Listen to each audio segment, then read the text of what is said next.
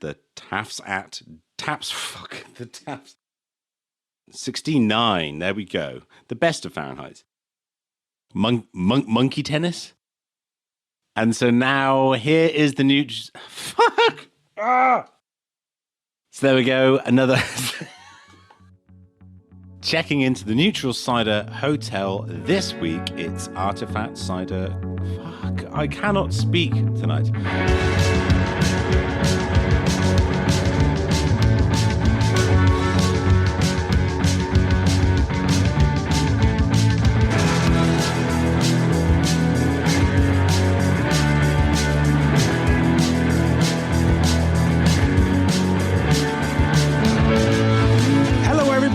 And welcome to another episode of the Neutral Cider Hotel podcast. I am your host, Gabe Cook, now known as Country Files Gabe Cook. Thank you very much. A little bit more of that coming up. Also later in the show, we'll be diving into the news that matters the most to you, listeners. And we'll be speaking to Soham Bhatt, the co-founder and head cider maker at Artifact Cider Project in Massachusetts, USA, sampling a range of their delicious ciders. And finally, we're going to wrap up the show with some more Speak Pipe voicemails and do our very best to answer your questions in a non-rude or condescending way. Grant, because, you know, that's normally things that say. Single him out. Can I just say I didn't sign up to that. So sorry, listeners, but Gabe just threw that on me there. I'll be as condescending as I wish. Country Files Gabe Cook apologises to Rant Utchison, who is he's missing the H key off his keyboard, so that's how he's now known as. My apologies to you, Grant. But first, on brighter, on quite literally on a brighter note, reasons to be cheerful. The sunshine is out, which, you know, sunny weather isn't something that is universally had across these wonderful isles. Maybe it isn't in San Diego. Well, in fact, I know it is, because producer Scott always seems to be bathed in the sunshine whenever we're doing our recording here. But it reached like the heady heights of about 21 degrees C, which I think is about mid 60s or something in Fahrenheit for the USA listeners. 69. 69, there we go. The best of Fahrenheit. And so today signifies a really important day. Today was the day of Tapsaf. Now, this is a term that I was not aware of until fairly recently in a conversation with fellow co-host Rant Utchison, as you have on your screen today. Hello. Missing a G and an H on your keyboard. Tell us about Tapsaf. What's it all about? Tapsaf. Well, in Scotland, it's translates to about anything above 8 degrees would be classified as Tapsaf weather, and it's basically Tapsaf means tops off. Tops being t-shirts, sweaters, jumpers, anything that covers your skin. And it's a weather term here. It's not just like it's official meteorological terms. Yeah, you wouldn't say, "Oh, is everyone taking their Tapsaf today?" You would someone might ask you, "Oh, what's it like outside?" "Oh, it's Tapsaf weather." That, you know, it's a recognised term for temperature. And what did you say the temperature was when that starts?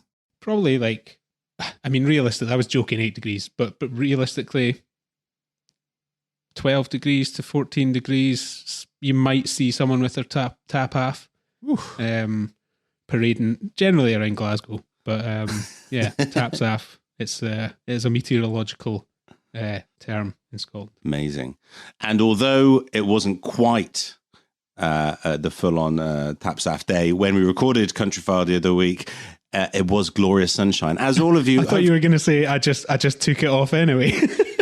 Well, as anybody who watched the show, you were wondering why I did it topless. Well, this is why, because there's this significant event, and I hope that it improved your enjoyment of your understanding of Narcissus, pseudo-Narcissus, the wild daffodil that is so really improved around him. I loved it. I couldn't get enough of it. I kept rewinding. Probably watched The it tops about off 13 bit. times. Yeah, Yes. but in the You Yeah, fucking it's wild daffodil. Thank you very much. And finally, the most important thing about this week as well is that the COVID rules have relaxed, and we are now able to officially gather rule of 6 outside. So it's just all starting to feel a little bit better, a little bit nicer, a little bit easier. And this is something that we're all very much looking forward to. Martin, what are you looking forward to? I tell you what, we had a meeting actually at the pub I work at, the Good Measure in Bristol, about reopening for when the terms are fully changed for the COVID rules. But it felt odd just talking about the possibility of serving beer in a pub. Like that was just an odd conversation to have. And we're talking about like July already, because before you know it, we'll be, if you don't plan for the summer, we're going to be in it. So it was just one of those like kind of kick in the stomach. Wait, hang on. What month are we in? So I'm just looking forward to actually joining people in the pub, really. So, Grant, tell us what's been happening with you this week, my friend. I planted some apple trees in my garden. Woohoo! Ah, This there weekend. we go. Yeah, That's what I guess. I was so there was already one in the garden, but it was it was right in the middle of the lawn, and the lawn's fairly narrow. So we were like, I don't know, it looks okay now because I don't even know if it was a year old, maybe just over. But we're like, when that eventually, reaches some sort of maturity, that's going to be right in the middle of the garden. It's going to block out not a lot of light. It's not going to be extremely tall, but it's going to really get in the way. So I dug that one up and moved it.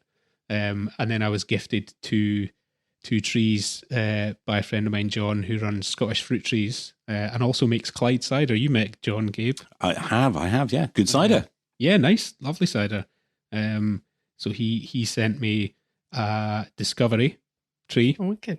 and something called, I think it's called Apple. golden Somerset or golden bittersweet or something.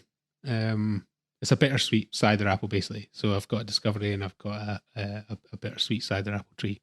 Nice, man. And yeah, so let's see how they go. I'll come back to episode 1023 and we can discuss the cider that I made out of those. Watch out, Caledonian Cider Factory. That's all I can say. You've got a Scottish competitor I was going coming to say your it's way. more likely that you'll go, hang on, my tree's bare, and it's like scrumped by the factory of Caledonian. Yeah.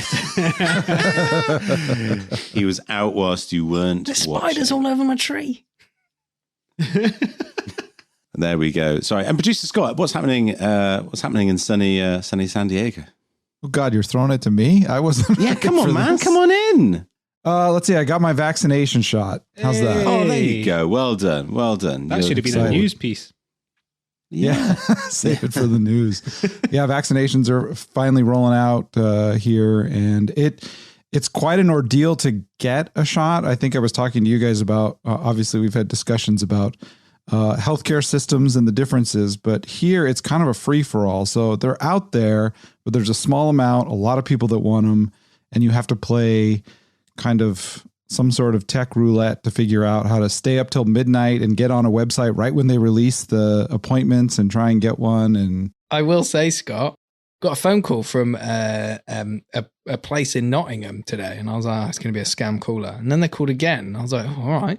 So I Googled it, and it's a bloody GP, like general practice, in Nottingham. I was like, what? I'm in Bristol. This is like miles and miles and miles away. So I called back, and they didn't answer. And then they called me and said, you're right, is Laura there? It's for about the jab. And I was tempted to be like, oh, yes, this is Laura. We'll have to travel. But the guy was like, it doesn't make sense. You must be Laura. And I was like, no, must be Laura. I know. You've put a different number in, and that's fine. But don't make this me. Like I'm lying. this is on you. You Yeah. must be Laura. So to be clear, this is how you guys are getting the vaccine, though. You're just waiting for your GP to call you. You get a text But I don't know. I haven't had it yet. Yeah, you get. Well, I think your GP calls you. You get a phone call or a text. But you have no time frame. You have no understanding of when it's going to happen. You're just sitting around waiting. Our age group doesn't really have much of a time frame, but that's okay. I think will be June probably. Oh, wow. Well, Gabe has a time frame. Dr. Gabe here, back again. Yeah, thank you very much. Country Files, Dr. Gabe. I think you'll find. Dr. That's right. Gabe. Yeah, I've got an ology. Come on, will be June. All right. Cool. Anyone listening? Mark my words, everybody. June, I tell you. Oh my God. So there we go. That's it for our opening gambit. Now it's time to look at our Google alerts and see what's happening in the news.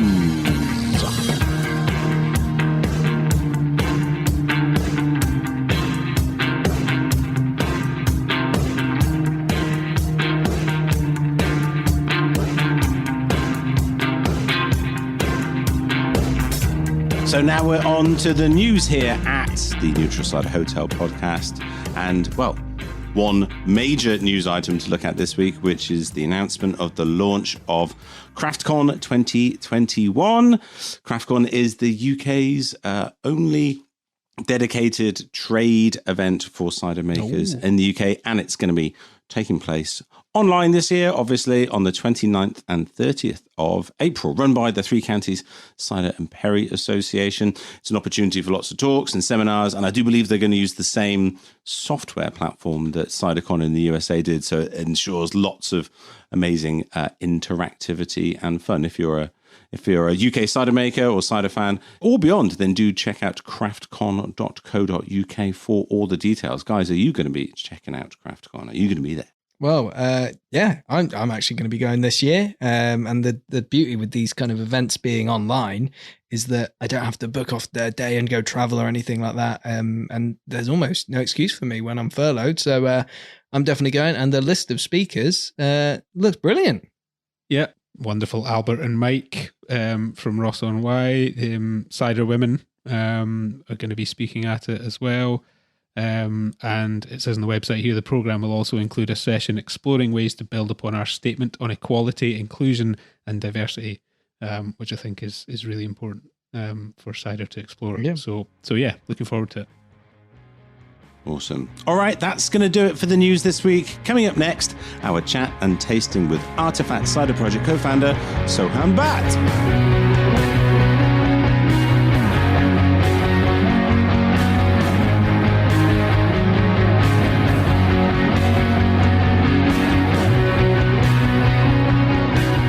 This week's guest comes from Massachusetts and is the co-founder of one of my favourite US cider makers, Full Stop. Established in 2014 as a passion project between two friends, Artifact Cider Project is now a byword for excellence in contemporary cider making. A combination of using unique apple varieties, playful cider making, and, in my opinion, super on-point branding makes every cider amongst their portfolio just a fantastic, awesome experience. Checking into the hotel today, it's Artifact Cider co-founder Soham Bhatt. Hey. Welcome. Soham, welcome to the Neutral Cider Hotel podcast, where we're already drinking your fantastic cider. How's it going? Good, man. It's good. Spring has sprung. Wow, it's the same over here too. We've had that magic day when everybody basically takes all their clothes off in celebration of it being. No, not all their clothes off. Sorry. No, when I say all their clothes off, I just mean their top, basically. We've had that magical day, Gabe. That magical day when everybody... No, that didn't quite come out right. This cider's great. Let's... Your listeners don't know, but I'm actually completely naked right now. Totally. I know. Well, spring has sprung, as have Soham's clothes. That was this close, man.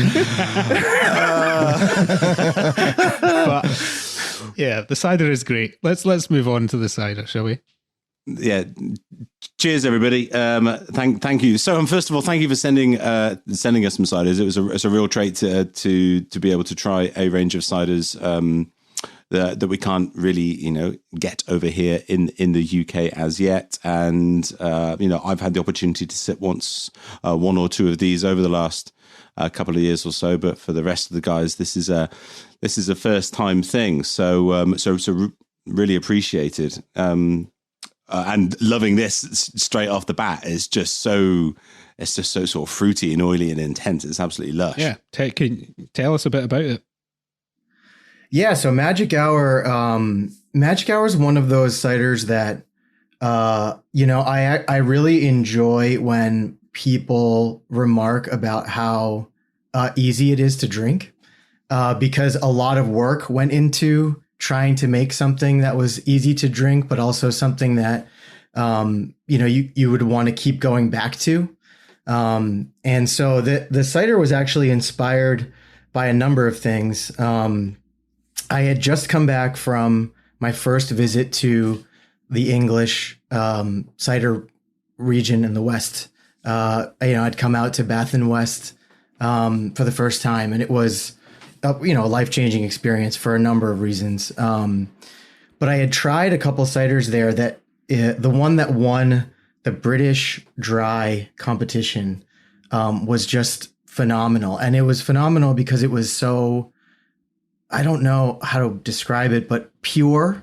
And it wasn't like what we normally get in the United States from England, which tend to be quite intense and phenolic.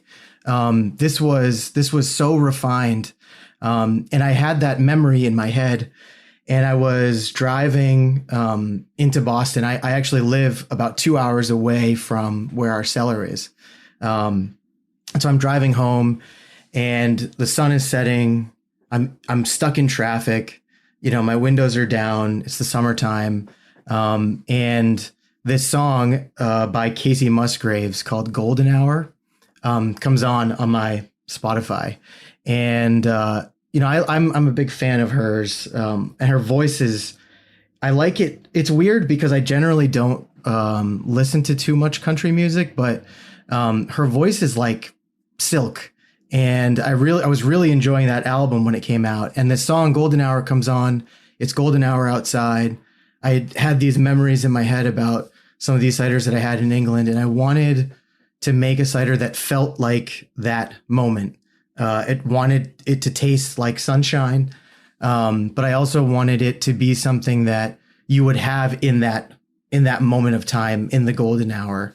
And so we kind of went back to the drawing board and thought about, what are some ways that we could make this cider taste this way. And so it required a little bit of using some of our very fruit forward aromatic apples that we have here, like Macintosh, but also blending in some bittersweet. We use some Dabinet for this just to give it some structure, but intentionally to shoot for a lower alcohol content and to make it a very balanced in terms of its acid profile. And so the last kind of bit to this was I was looking at a bag of coffee at my house from this coffee roaster called Counterculture. And they have one of their most popular coffees is something called Big Trouble.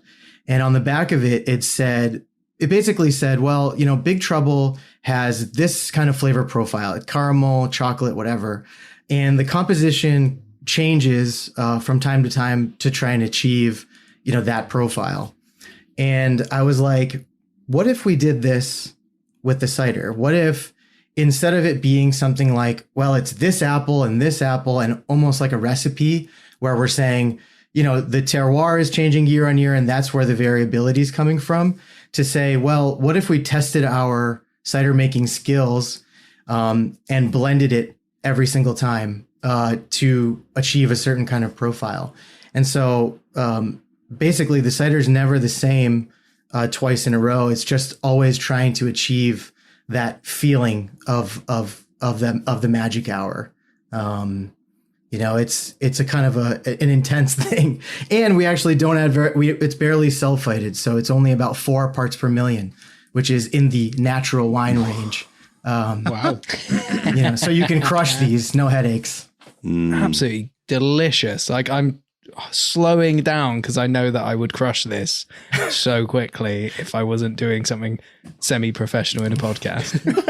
Yeah, what you said, Soham, about you taking it as a massive compliment that people think this is just something that's super easy and approachable and drinkable due to the fact that you've put a lot of hard work into it. That echoes what Barney Butterfield from Sanford Orchard says about his Devon Red.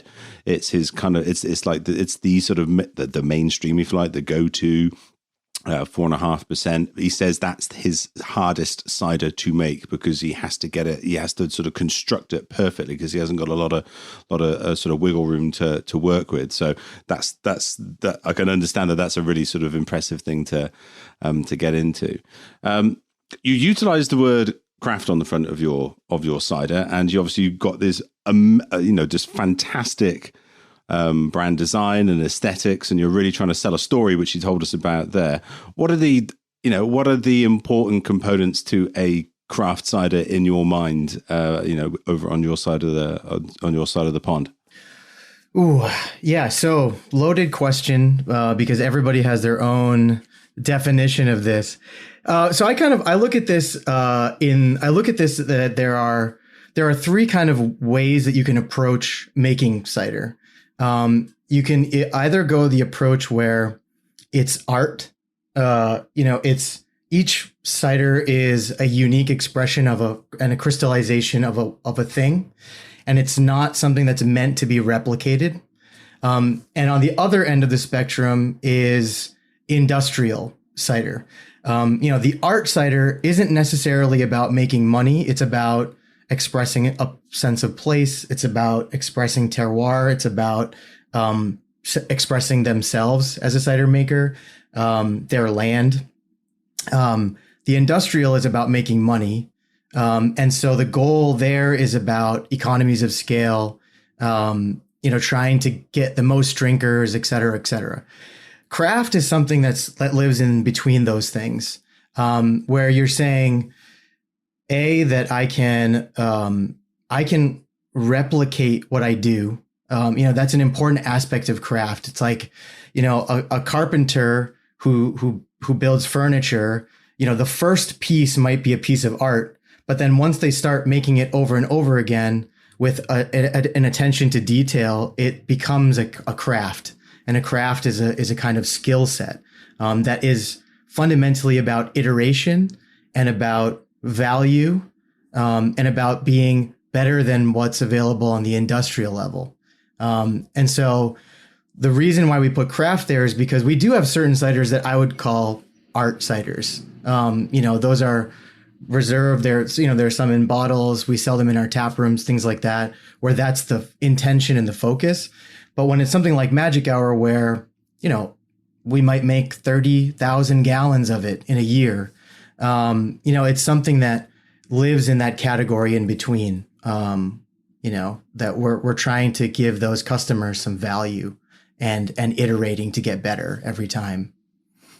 Well, you said then about expressing a sense of place, expressing yourself. So you as a cider maker, why cider as a medium to express yourself? That's a good question. For me, thank you. Yeah. Well, the thing about me is that, I didn't grow up. I don't have a conventional kind of cider story. I didn't grow up on an orchard.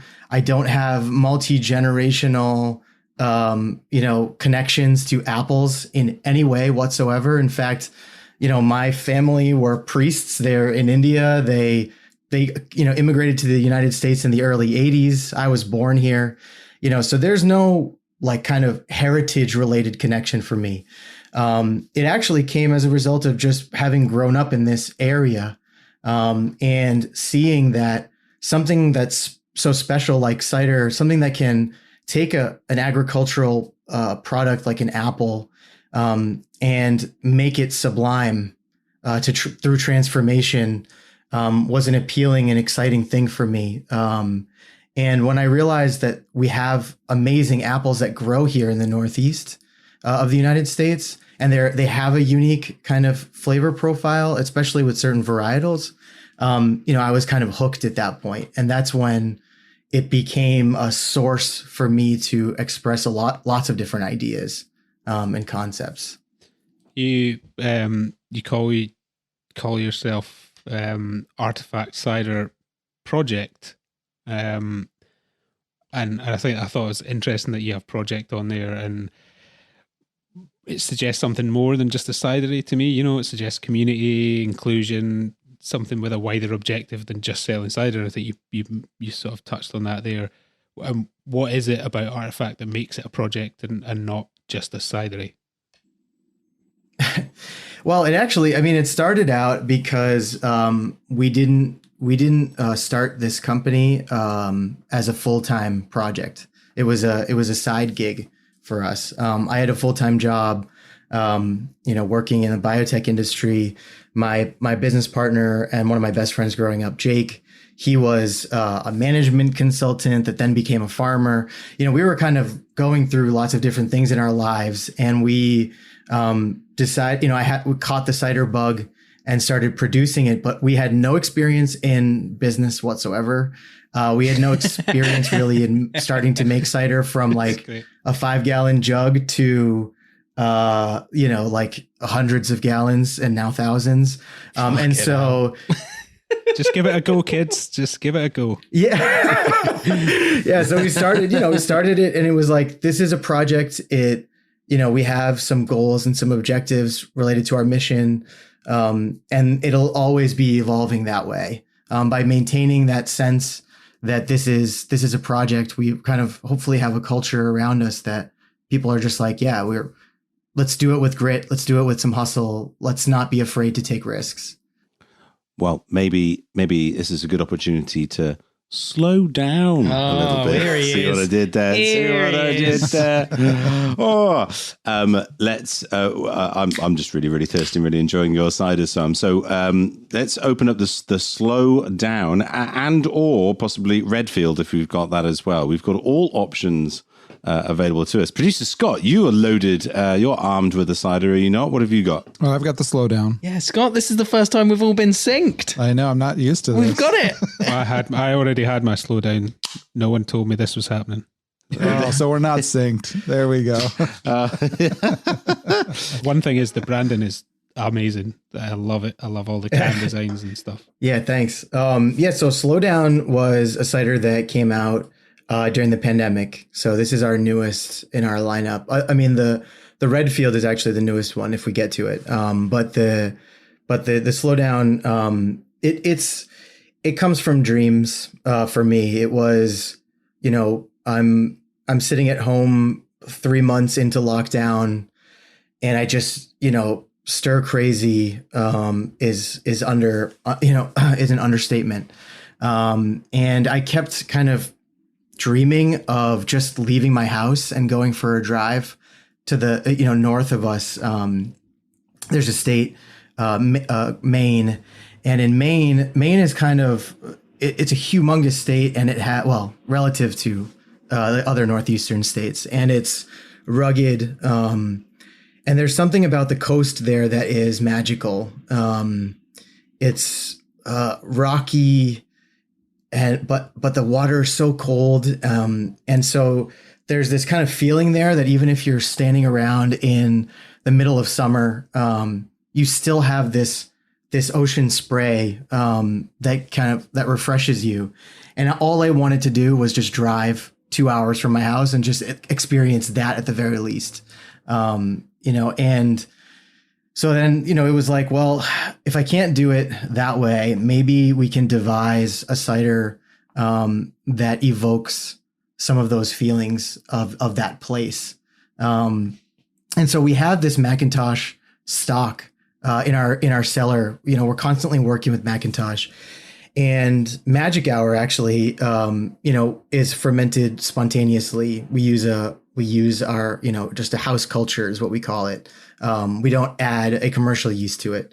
And so that the Macintosh base that we have is made that way spontaneously.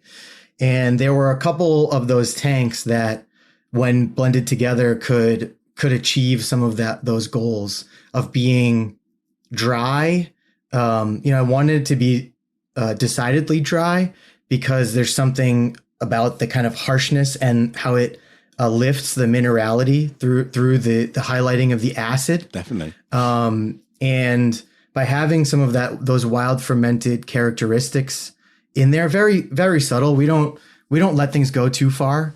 But to have some of those wild fermentation characteristics give some body and, a little bit of structure to it, was also an important aspect of this. And for it to kind of have a natural pairing with oysters, if you could imagine those things all kind of working together, both on the outside and on the inside, to kind of evoke this sense of place.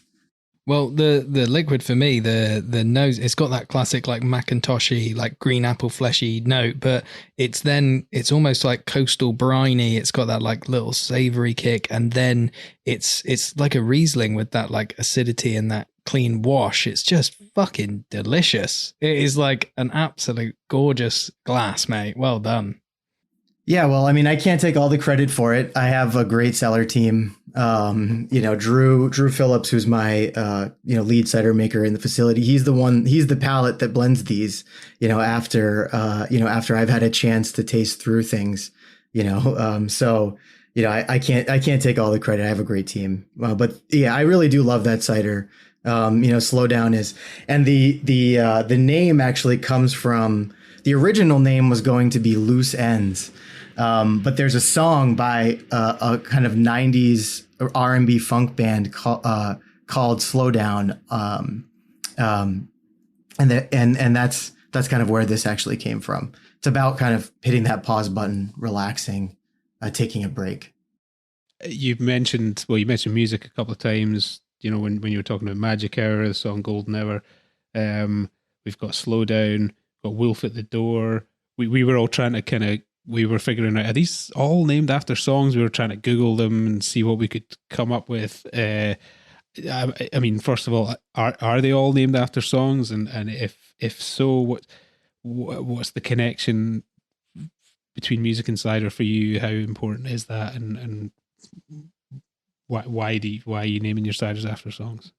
Yeah. So, I mean, I think there are two ways. I mean, for us, in terms of naming the ciders, there's, in my life, at least, there are few forms of art that can have like a profoundly moving effect on me, and music is one of them. And so I almost have to like meter it out with what I'm listening to sometimes, because the inspiration can be almost too intense. But yeah, I mean, that's really where it fundamentally comes from. And the other part of it, which I think is kind of funny, is that I think in terms of a lot of musical analogies, I was actually just talking about this with somebody the other day, that, sometimes as cider makers or even people in the industry, we can end up in a little bit of an echo chamber, as you guys all know, like things like the Slow Down, the Magic Hour, I could sit around and sit on my laurels and talk about how they're indigenously fermented and low sulfite and all that stuff and try and sell it to people in that way. But I find that if it doesn't taste good, if people can't just enjoy it without the story, then I've failed as a cider maker. And in some ways, I think of music, music is actually the reason why I think about this, because there was a period in my life, sometime around 2000, maybe 2005 to 2010, when I was like at the height of like my music snobbery, just an absolutely insufferable music snob. And, and when you start getting deeper and deeper into that world, it starts becoming like an echo chamber as well. And I'll never forget the day that I was like in the car with my dad, and I put on Deerhoof. And he literally looked at me and was like, "Is this what music is these days?" And that's when I kind of realized I was starting to get a little bit out of touch. I was like, most people just want to flip on the radio and just sing, or sing a song with their friends or whatever. And I think that cider can kind of be like that a little bit. So it's always a good way for me to keep things in check. We might not be trying to be Coldplay, But I think that there's a space in between for somebody who's trying to do things their own way, be a little bit original, without getting too deep into drinking your own Kool-Aid, Shots fired at Coldplay there. Lovely. Yeah, take that. Well, let's look at it this way. You've just mentioned the whole, I guess, commercial drinking and artisanal drinking. Are there any drinks that you drink when you're like, I could have 6 of these in the fridge? And is there a cider in particular where you've gone, fuck, this is the one bottle that's like the holy grail? No, I don't think so. I mean, I think no.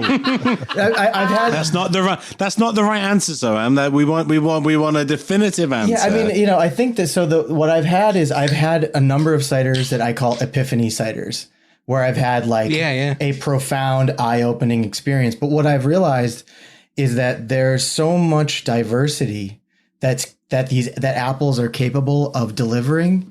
And I drink a lot of ciders. I drink my own. I drink wine. I drink beer. I pretty much drink everything, maybe a little too much. And so it's really hard for me to say if there's just one. I think it's all about time and place. Well, as you said, you drink a range of different drinks. Amongst that repertoire, where does fruit cider sit? Have I poked the beast? And I suppose, and the secondary question is, amongst the ciders that you've sent us, that they are all apple ciders, if you will, all different blends and variations. Is fruit cider or something you're interested in? Where does it sit amongst your repertoire and your thinking? Yeah. So I mean, we do a couple. We have one that we do with cranberries, one that we did with black currants that now I've actually changed to blueberries. To kind of fit in more in line with the native fruit here in the Northeast. I think there's a place for it. I'm not against the idea of making fruit ciders. I think... Oh, come on, be against it. Come on, I'm about to there's a big old butt coming. Good. Yeah, so I'm not against the idea of it. And I'm actually, sometimes I get excited about tasting like unique co-ferments. I think there is a problem with them. This kind of applies to all flavored ciders in general that aren't about apples.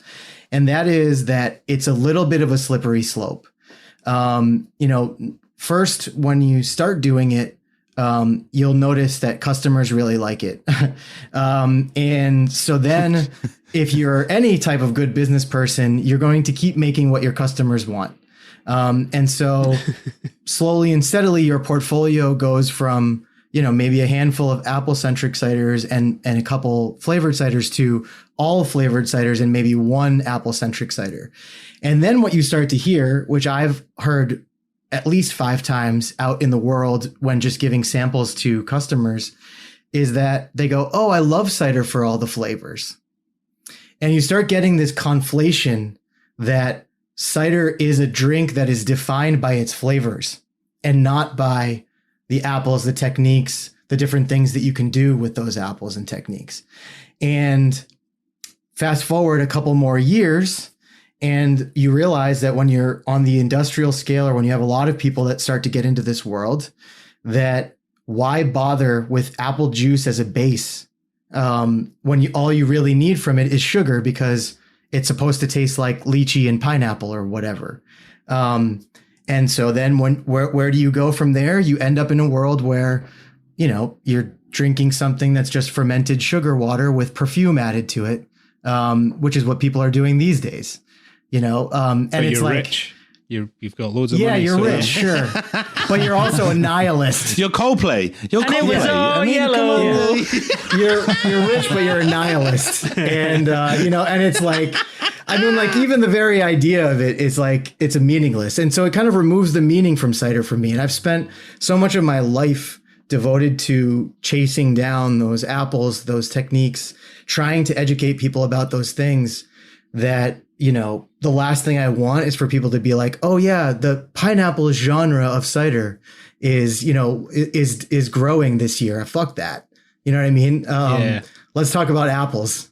How is that in the US? How's the market? Is it saturated with that? Because the US ciders that we're aware of and that we drink over here are not of that ilk. But is that what's popular out there? Yeah, I would say it probably dominates the cider community, at least on the kind of craft level, not on the artistic or like estate level. There are plenty of small producers who are focused, on the apples. But it's when you start getting larger, where the temptation to start going that way, and the kind of economic realities start drawing you that way. That it starts becoming a thing. And it's I would say the largest cider companies, if you were to rank them, the top 20 are defined by that way, rather than by being Apple centric. And then the other problem that we have is that, I think there was a slide up at CiderCon a couple of years ago where they're like, 10% of people in the United States could even say what cider is, much less, or name a cider brand. Much less talk about it. And the market here is that, out of, let's say in the Northeast where I am, out of every 100 drinks that are consumed, 2 of those drinks are cider. And so when you're talking about those 2 drinks of those 100 people, the likelihood that that's going to be a flavored cider, I would say is overwhelmingly high. If you were going to kind of look at it in a mathematical way. Well, you're talking about the market as well. One thing that we've found from chatting to it, a lot of our audience are American, and in the UK, sorry guys, our viewers.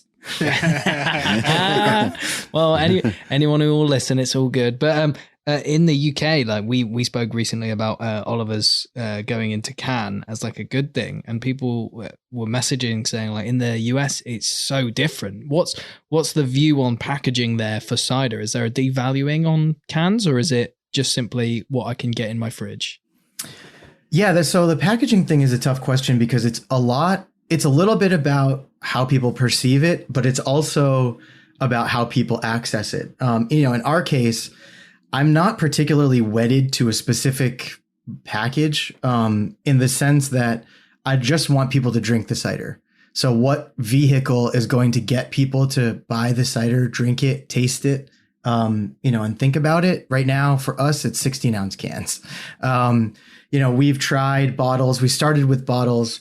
We do a couple 750s in-house, 375s that we've, tried selling out there. And there's just a point where you just can't really sell that many of those. 750s sit on shelves here, of cider, but also of beer as well.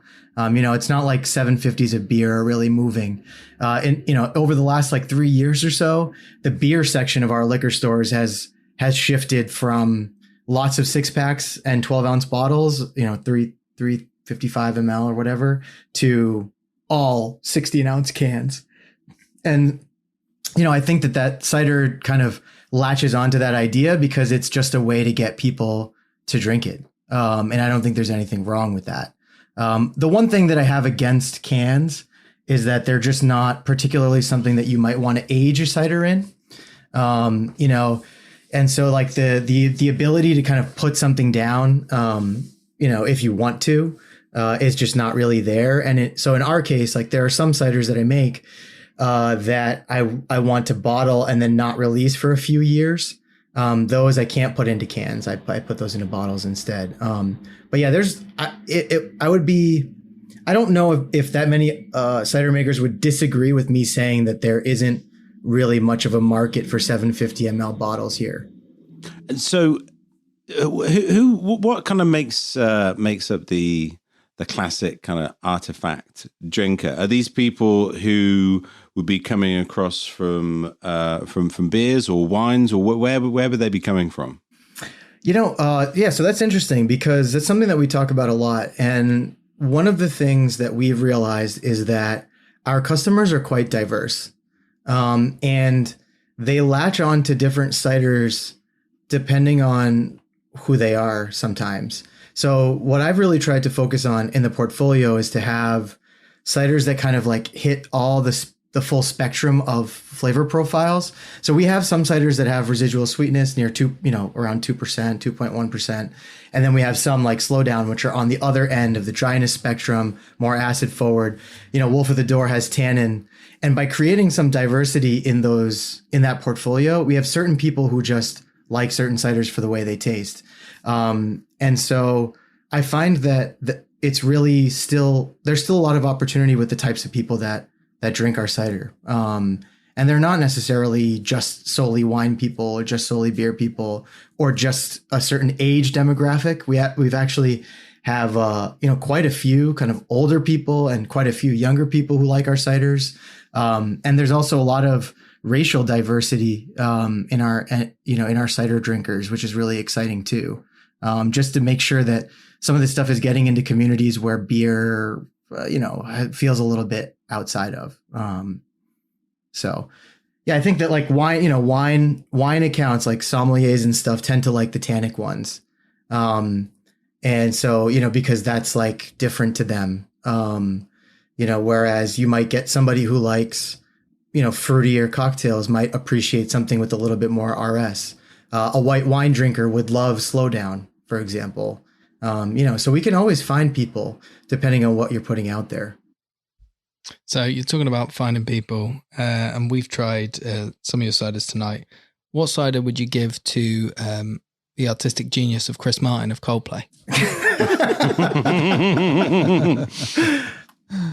Oh boy, I'd probably give him the Feels Like Home.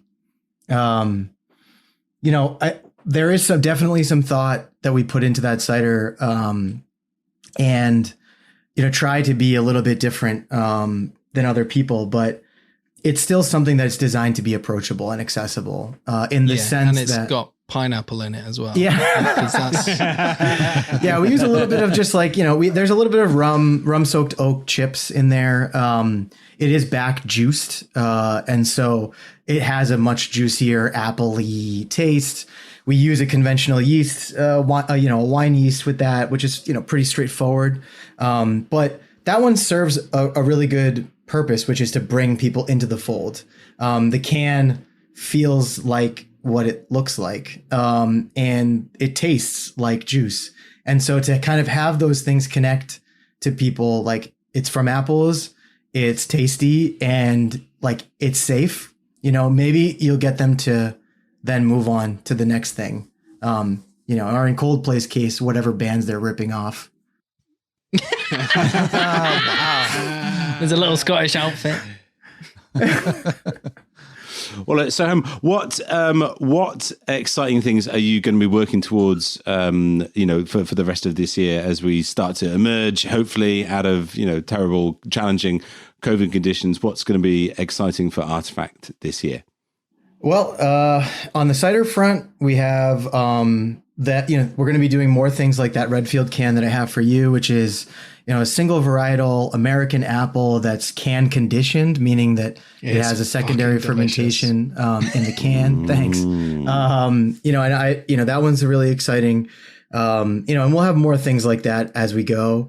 We have tap rooms that are going to be reopening, which is really exciting for us. Like a lot of what we're trying to do is to get people in the Northeast to admit that cider is just a part of our everyday life, and that our region is special for that. And so the tap rooms are really a place for us to have that conversation with people. And so I'm really excited to have those reopen and have people coming back, so we can have those interactions again. That's really exciting for us. Trying to create that culture. So those are really the things. Awesome. And we're all looking forward to being able to get back out and hang with our peeps and enjoy fantastic cider. Soham, for anybody who wants to learn a little bit more about what Artifact Cider is working on, where should they head to on the internet or social media handles? Yeah, so check us out, artifactcider.com, or on Instagram, Artifact Cider. And if you're in Boston or Western Mass, come visit, please. Done. I mean, I'm not going to be there just yet. That but was- it is done deal. Done. Personal Not really done invitation now. to Gabe. Done. Sorry, I won't make it. Well, I think I'm washing my mustache that night. is it? Yeah, well, possibly. So thank you so much for joining us here at the Neutral Cider Hotel, and thank you again for providing some fantastic, really, really unique and idiosyncratic ciders for us to try. We don't get stuff like this over here, so this has been an absolute treat. So Thank cheers you, to man. you. Thank you very much Yeah, for cheers, joining bro. us. Cheers. For sale.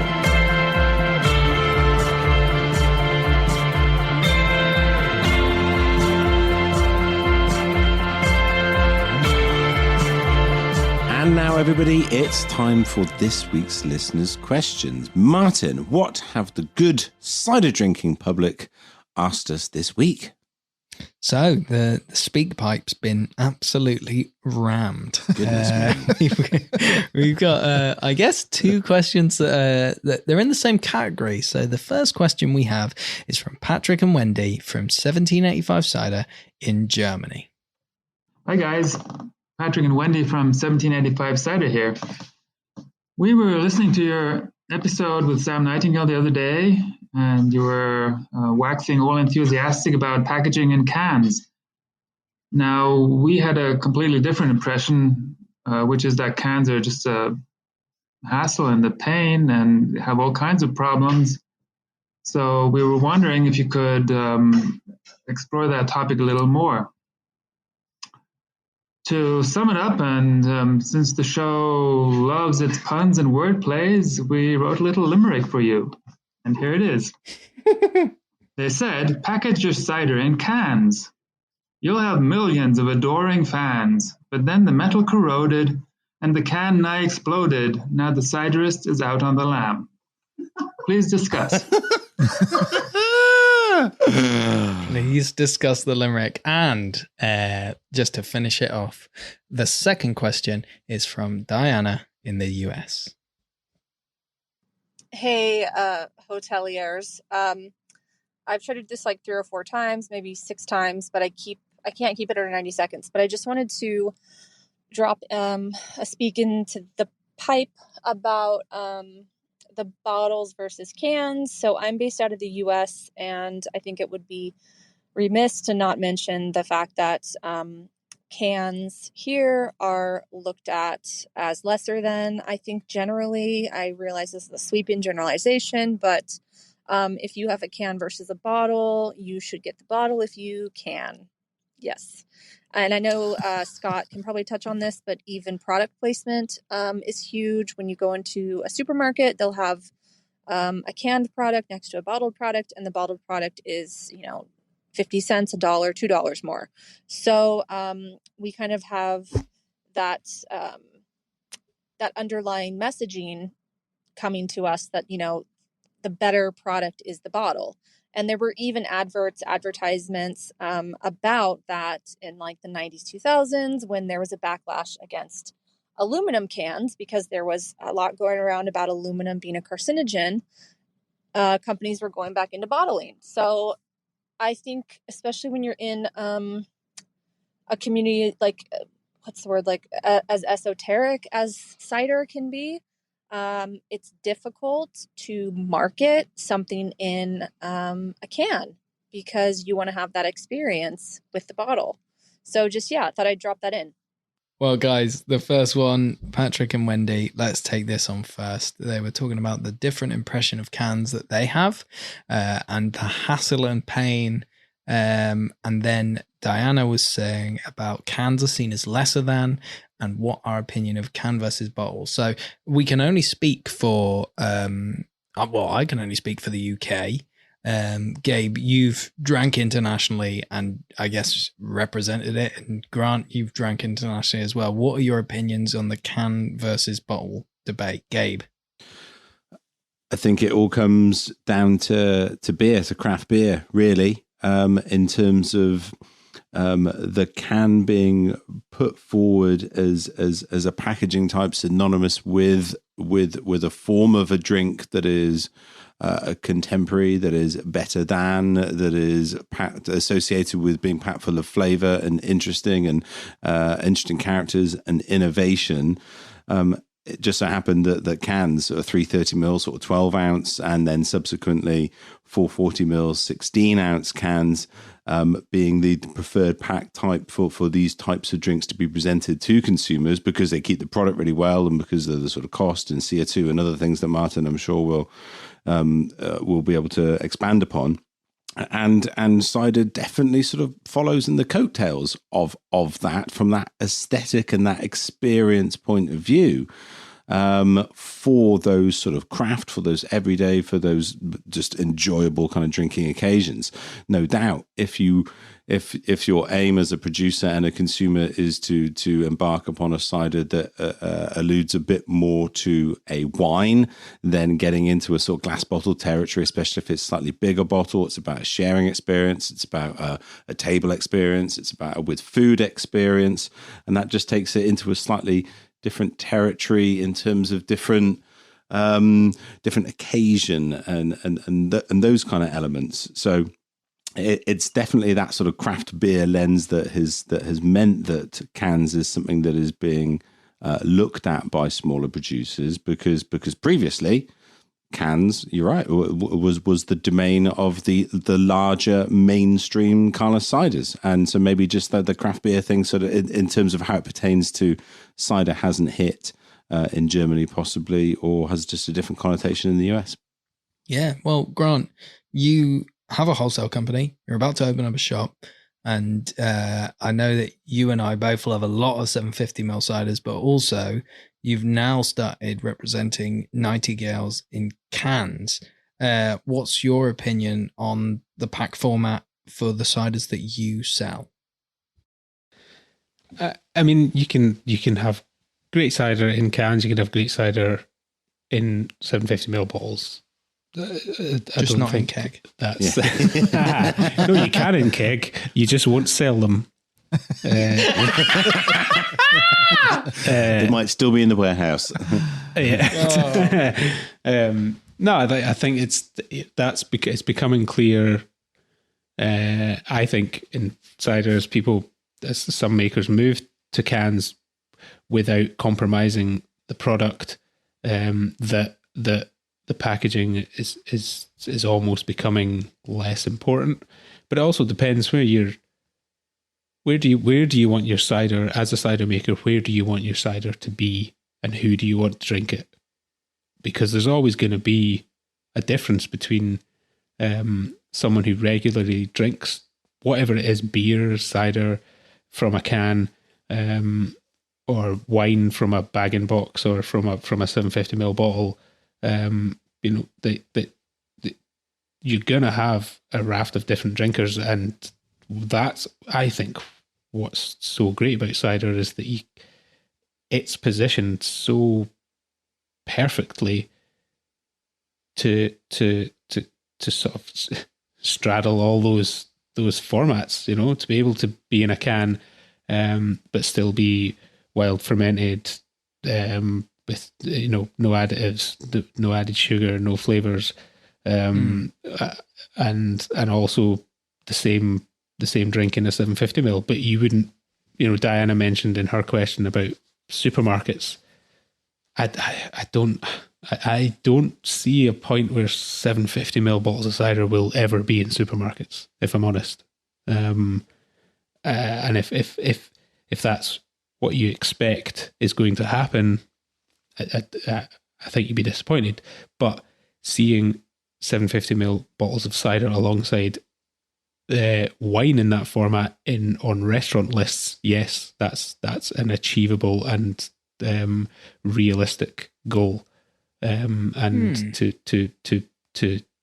try and to strive to have cider poured by the glass in those places, and to be paired with dishes in those restaurants in that format makes total sense. And I don't really see the need to have to choose one or the other, because there's great cider makers packaging in both, and there's evidence of that tonight with Soham. The way that we spoke about his ciders, it wasn't just, how smashable is this one? Well, it's less smashable than the other one. We actually, he spoke about flavor profiles and acidity levels, sweetness levels, and broke down the ciders that he's made, because he's made them with care and he's made them with craft, and the fact he's put them in a can isn't really important.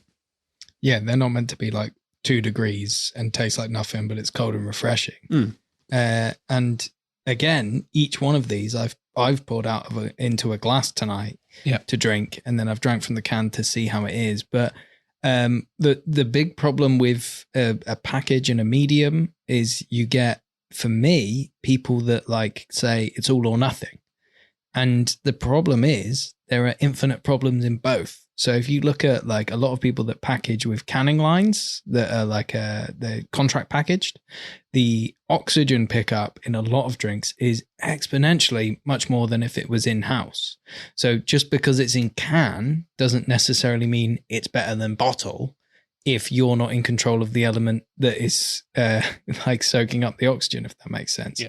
But also, it is down to what mood you're in and how you're drinking. If I'm in the sun and I've just gone to the park or say the beach, I'm not going to sit there and undo my cork and cage and like pour into a glass and sniff it. It's about the occasion as well. And I think a lot of people go like, oh, I only drink this. And it's like, well, what about this occasion? And it's like, dude, cider's great, like you're saying, Grant, because there's so many fucking different ways of doing it. Totally. You can have it great in both, but I find it odd that a lot of the American questions are like angsty about cans, because in the UK, we're like, I don't know if it's our relationship to it that's different, but cans I don't see as like an inferior product. But again, that links to what you're saying, Gabe, of the market and how it's been shared, because I worked in beer for so long and I was part of like the time when it was a push towards cans, because it was more beneficial to the breweries that were expanding to get a canning line. So they were like actively pushing it as a thing. But at the end of the day, if the producer you like the liquid of when it's poured into the glass prefers a medium, just that's the medium that you should be getting it in. It shouldn't be, oh, I don't drink that producer because they do cans, or, oh, I actually prefer cans, so I'm not going to buy that bottle. Like, if the liquid's good, fucking drink it. I think some of the problem in the States comes from the history of alcohol in this country, and especially beer being in can. And it was a lot of, I mean, for decades, a lot of almost all beer, but, especially the cheap stuff is in that. So the association is if it's in a can, it's crummy light beer, essentially. It's not as good as something that's in a wine bottle that's supposed to be, very nice and have all this flavor profile. But the reality, as you guys were talking about, is when I go to a fancy supermarket or I go to even my bottle shop up the street, at least 50-50 of what they're presenting in the bottle shop is can to bottle. And in the grocery stores, it's like 90% cans. You see, maybe you'll see the Angry Orchard 6-pack of bottles and 1 or 2 others, but everything else is cans. So the reality is, I think it's easier to stock cans than a bunch of bottles, and just the way they package them. I've sent you guys pictures. A lot of times when I go to stores, I want to show you how the marketing and how it's presented to Americans when you walk into a store. Cider's all over the place. They got seltzer in there. They got all these other kind of weird alcoholic liquids mixed in, but it's just, it tends to be, I think, to the point you guys have made, it's kind of like the presentation. If you like the liquid, don't bother worrying about the package, just enjoy it. Every market and every culture and every circumstance has a different backstory and a different reason why different liquids are presented in different ways, and they're so loaded. The fact that in France, in Normandy and Brittany, the classic style of presenting their ciders is in a 750ml bottle, but sort of conversely to how that is viewed over here in the UK with the sort of contemporary cider makers that we've got, it's a really cheap product. You'll be picking up those ciders for 2, 3, 4, maybe 5, if like for a high end euro per bottle. So like super kind of cheap.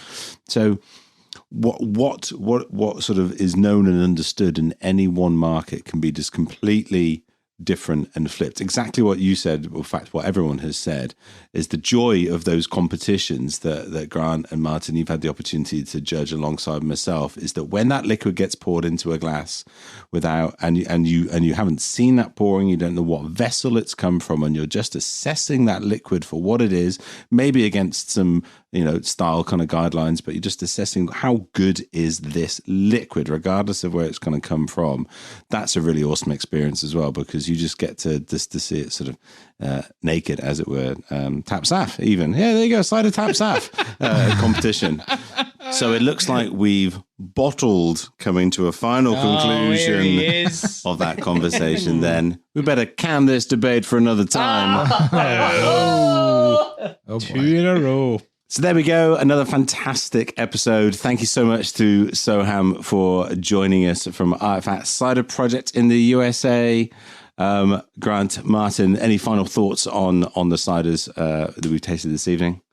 Yeah, well, the can bottle debate, this is in can, is fucking lovely. If you're in the States, grab it. If you're in the UK, we're going to have to just demand it, because honestly, I think that people deserve to drink this. Yep, definitely. Great ciders that you can just chuck back, but also you could pour them in a glass, you could dissect them, you could taste them in a way that they deserve to be tasted. So I will endeavour to bring them to you, UK people. Oh, thank you, Grant. Sounds like a promise. Yeah. Well, not properly. Gabe, let's not be. I think a verbal contract is legally binding, I will expect mine in the post next week. Thank you very much. But Grant, Martin, producer Scott, thank you for your wonderful contributions this week. Thank you to Soham once again. And thank you to Coldplay for making Country File all yellow last week in Dimmock with the wonderful daffodils. That's really magic. Thank you for that. And if you enjoy our podcast and want to help, please spread the word about the Neutral Cider Hotel. Tell all your friends about it and encourage them to listen. Also, follow, rate, and review us on your favorite podcast app. It really, really does help us. Also, please find and follow us on social media. We're Neutral Cider Hotel on Instagram and Facebook, Neutral Cider Pod on Twitter. And as always, you can visit our website and listen online or share episodes at www.neutralciderhotel.com. And last, but very much not least, please reach out and leave us a hilarious or otherwise voicemail message with your questions or comments at speakpipe.com/Neutral Cider Hotel. Cheers.